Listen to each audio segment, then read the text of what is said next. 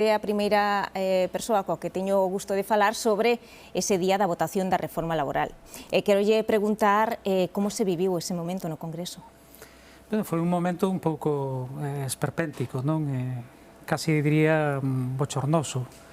Non tanto a min, o que me parece máis grave do que aconteceu coa reforma laboral é que foi unha oportunidade perdida de derrogar realmente as medidas regresivas que aplicara o PP no ano 2012, non? E máis grave aínda porque podendo facelo, existindo, se houvese vontade por parte do Partido Socialista e Unidos Podemos, habería unha maioría suficiente para poder cumprir ese compromiso de derrogar a reforma laboral, non se fixo, non? Parece que PSOE e Podemos optaron por outra vía, por someterse ao ditado da Unión Europea, por contentar os empresarios e por acabar aprobando a reforma laboral cos votos da ultradereita liberal de Ciudadanos e co apoio de Unidas Podemos, mesmo co apoio de moita xente do PP, non? Que manifestou que lle parecía ben esa reforma, non? Todo isto, bueno, contando que o voto do BNG foi negativo a esa reforma, unha reforma que, como vostede dicía, foi acordada coa patronal, pero tamén cos sindicatos. Iso non chegou a valorarse no seno do BNG antes de tomar a decisión? Foi acordada con dous sindicatos e no marco do chamado diálogo social, que é un foro informal, como dicimos moitas veces, é como escoller con quen queres negociar, porque sabes que así vas a acabar chegando a un acordo, porque é curioso que ni siquiera os organismos institucionais que hai no ámbito das relacións laborais foron consultados. Existe, por exemplo, o Consello Económico e Social do Estado, que non foi consultado en relación con esta proposta. Supoño, entre outras cousas, porque no Consello Económico e Social do Estado están representados todos os sindicatos que teñen a condición de máis representativos, entre eles a CIGA, a Confederación Intersindical Galega, que é a central sindical mayoritaria na Galiza, ou ELA, que é a central sindical mayoritaria no País Vasco, e que eran contrarias a esta proposta precisamente pola mesma razón que o foi o BNG, porque non cumpría ese compromiso que había cos traballadores e traballadoras de derrogar integramente a reforma laboral do PP. Dicía onte Mariano Rajoy nun mitin en León que calificaba de infantil o que acontecera en relación con esta proposta de reforma laboral, e decía explícitamente, entre outras cousas, porque mantiña no esencial a reforma laboral do PP. Isto recoñeceu incluso Pablo Casado, cando dixo, porque manteñan no 90% a reforma do PP, non por iso imos votar a favor. É evidente que o PP votou en contra por intereses partidistas de política, podemos dicir, de regate curto, mas é evidente que si tiña o apoio da FAES, de Aznar, de Patricia Botín, e que a propia COE ratificou que mantiña no esencial a reforma de 2012, non serve para recuperar dereitos para os traballadores e traballadoras.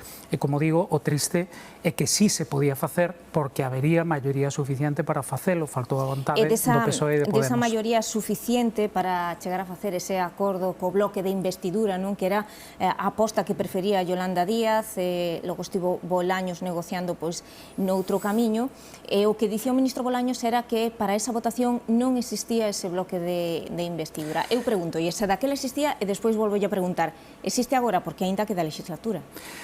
O que acontece é que unha vez que se ratificou esa, eu teño dúbidas de que se neste momento os partidos do goberno non tiveron vontade de cambiar nada, ninguna coma decían sobre o acordado, que o vayan querer facer despois. En todo caso, o BNG tampouco dá a batalla por perdida. De feito, nós xa anunciamos que imos presentar unha proposición de lei para que imos buscar tamén aí a colaboración con outras forzas políticas para recuperar dereitos e para ir realmente derrogar, acabar co que fixo o PP. Por exemplo, todo aquilo que non se tocou, a facilidade para despedir, o abaratamento dos despidos, a autorización administrativa dos despidos colectivos, dos ERES, recuperar os salarios de tramitación, evitar que os empresarios se poidan descolgar dos convenios, queda recorrido, entón, e para iso sí se lograría un acordo máis facilmente? Creo que o problema é que unha vez que PSOE e Podemos optaron por non negociar neste momento, vai ser moi difícil que o queiran facer no futuro. Eu quero lembrar que a reforma do PP non se tocou en 10 anos, e deses 10 anos 3 foron de gobernos do PSOE ou de PSOE e Podemos, non? Se houvese vontade, claro que sí, que se podería avanzar, e para iso o BNG vai estar sempre disposto, porque a nosa posición precisamente tiña que ver con reclamar unha atitude diferente por parte do PSOE e de Podemos, que realmente fose a cumprir aquilo que acordaran, entre outros co BNG, tamén con outras forzas políticas, pero sobre todo cos seus electores e electoras, cos que se comprometeran a derrogar a reforma do PP. Falaremos agora de outros asuntos que van entrar no Congreso, pero antes quería por deixar pechado ese día con algunhas conclusións. Tal e como foi a votación, vostede califica de esperpéntica. Que imaxe que cree que se proxectou do Congreso?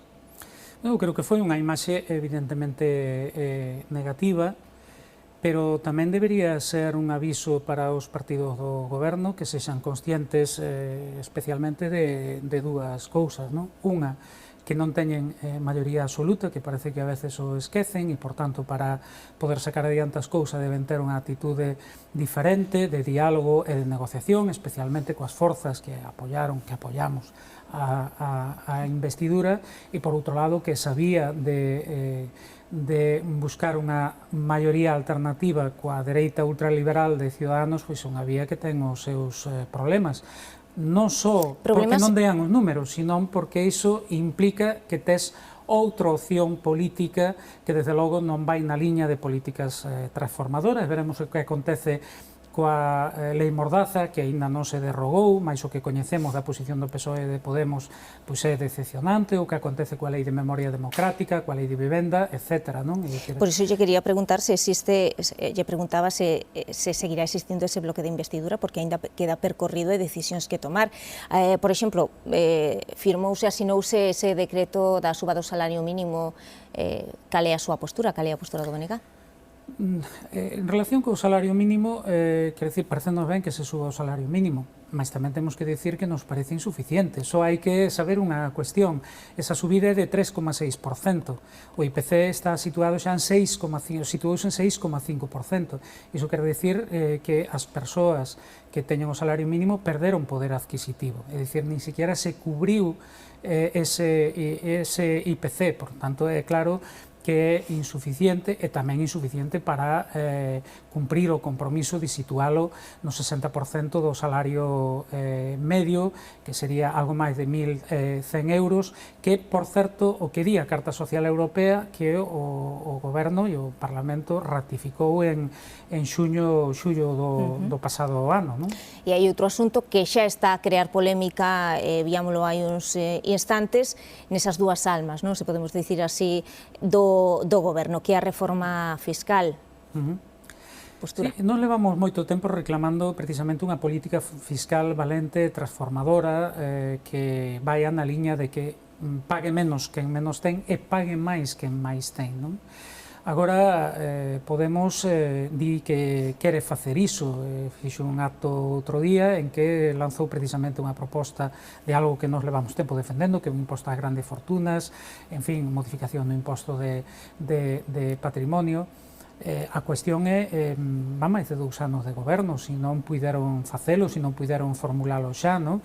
En todo caso, se agora están dispostos a defenderlo, esa liña, van contar co apoio do BNG. A cuestión é que vai facer o goberno no seu conxunto, non? Creo que isto, máis que unha forza faga pública unha posición que pode ser positiva para o seu electorado, o que ten que contar é o que vai facer o goberno de que forman parte, porque senón terán que dar explicacións. Nos esperamos efectivamente que se poida avanzar. Esa proposta fixémola, por exemplo, ainda nos últimos orzamentos do Estado, e curiosamente Podemos votou en contra, non? O PSOE e Podemos, ambos votaron en contra desas emendas do BNG para unha política fiscal máis progresiva, máis favorable ás clases populares, máis transformadora, en definitiva, non?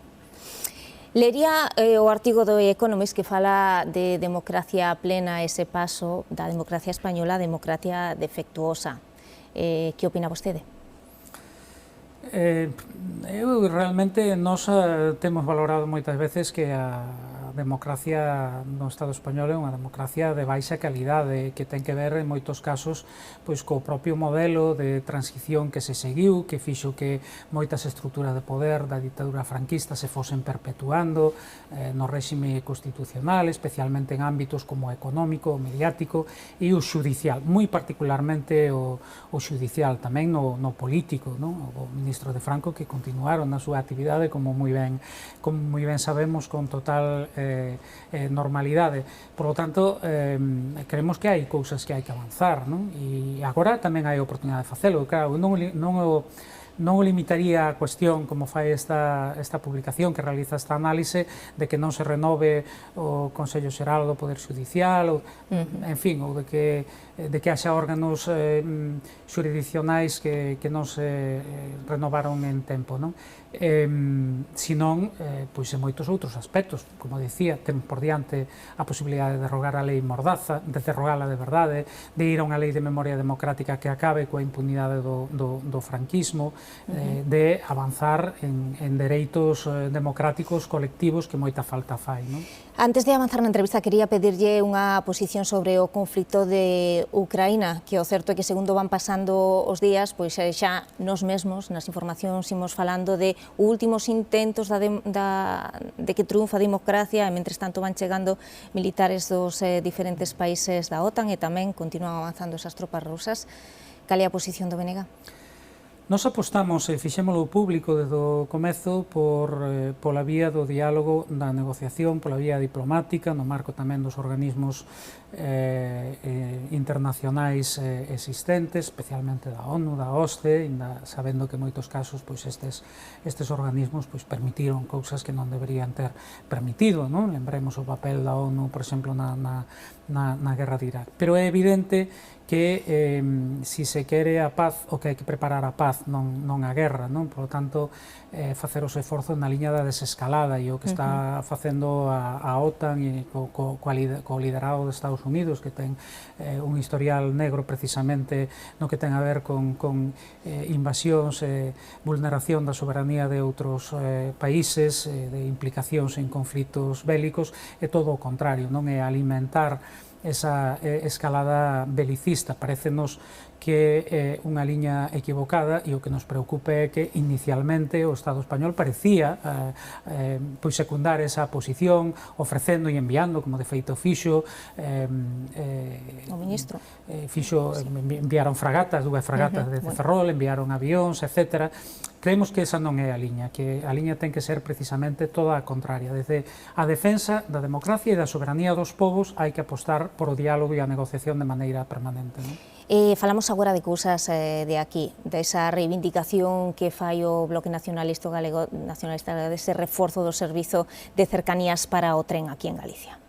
Sí, queremos que esta é unha demanda absolutamente lóxica, non? E o que teria que explicar o goberno, os gobernos españoles dos últimos anos, é porque Galicia é prácticamente a única comunidade autónoma e o único país que non ten servizo de cercanías de Renfe, que non ten ese tren de proximidade que tan necesario é, porque non ten ningún sentido que o goberno se lle encha a boca a falar de transición ecolóxica, de transición enerxética, e despois teña o ferrocarril no noso país como o ten, non? Sin modernizar as infraestructuras. Hai algunhas que levan prácticamente 100 anos, pensemos na liña a Coruña-Lugo, a Coruña-Ferrol, e sin os servizos adecuados. Nun debate, nunha interpelación que fixen a ministra de Transporte, dicía: non existen servizo de cercanías con ese nome, mas existen servizo de media distancia que fan a mesma función.